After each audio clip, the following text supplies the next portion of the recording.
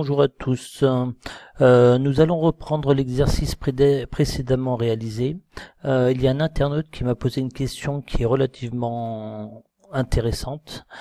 Alors, il me demande tout simplement, est-il possible, non pas de coter comme j'ai fait de ce point-ci à celui-ci, je vais déterminer une cote de 90, mais de réellement coter par rapport à notre diamètre extérieur de 50. Ceci afin de, en cas de changement de diamètre, de faire suivre les trous. Donc nous allons réaliser cette opération. Alors pour cela, je vais commencer par reprendre mon dessin. Je vais effacer la poche extérieure, l'esquisse de mon deuxième trou, et on fait pareil pour la première. Donc là on revient à une pièce sans aucun trou. Je vais aussi afficher, donc là on est sur le diamètre 60, je vais aussi afficher, je vais renommer, je vais écrire dia 50, ça sera plus simple. Voilà. Alors la solution, c'est une solution parmi tant d'autres, hein, mais c'en est une qui peut aussi faire l'affaire, bien entendu. Alors je clique sur ma face, je clique sur créer une esquisse. Ensuite, ce que je vais faire comme tout à l'heure, je vais faire un cercle. Ce cercle, je lui détermine un diamètre de 6 mm pour lui donner un rayon de 6 mm pour lui donner un diamètre de 12. Je le place sur ma ligne avec cet onglet. Et maintenant, je vais sélectionner créer via une géométrie externe. Donc là, je viens de sélectionner l'arc de cercle.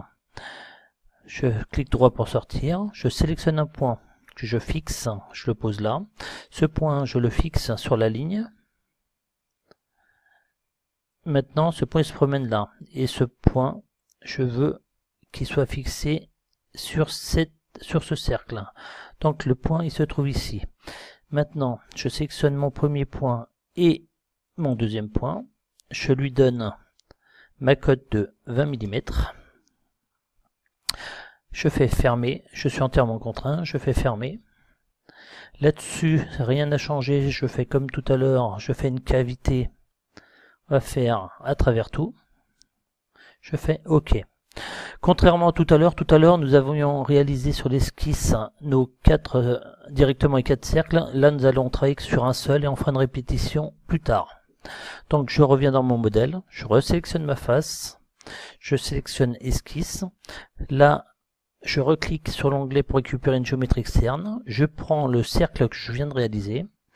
Je fais un deuxième cercle. Cette fois-ci, clic droit, je sors, je le sélectionne. Je lui donne un diamètre de 10. Ce point, directement, je le fixe à celui-ci. Je suis entièrement contraint. Je ferme et je fais une cavité de 5 mm. Je fais OK. Donc là, on est très bien. Ce que je peux faire, on va commencer par celle-ci, ça change rien. Je vais commencer par ma poche extérieure. Je vais faire une répétition circulaire. Alors la répétition circulaire, directement on a vu que ma poche c'est sur 360 degrés, ce qui veut dire que on considère le cercle complet, et je veux 4 poches, donc ce qui nous fait bien du 90 degrés. Je fais OK. Je reclique sur ma première poche, je recommence l'opération. Donc par défaut là j'étais sur 2, donc il s'est retrouvé ici, 3 et 4. OK.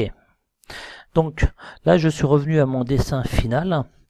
La seule différence, c'est pour ça que j'ai renommé, si j'édite mon diamètre de 50, voilà, donc je tire ici, au lieu de mettre 50, je vais dire que je veux un rayon de 15, je fais OK, je fais fermer, et donc là on peut voir, évidemment notre rayon a changé, mais notre cote qui va de là à l'axe des trous a bien suivi.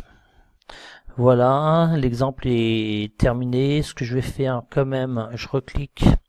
Maintenant je vais me placer à 30 pour bien voir Là, il devrait pas être loin de la tangente, mes cercles. Je fais fermer. Voici le résultat. Bon, je reviens à 25. Ok. En tous les cas, j'espère que cette explication vous aura servi à quelque chose. C'est pour faire une cote relative par rapport au cercle. Ça nous permet, en cas de modification de la géométrie interne, que les trous soient vraiment suivent vraiment le profil. En tout cas, je vous dis à bientôt pour une nouvelle vidéo.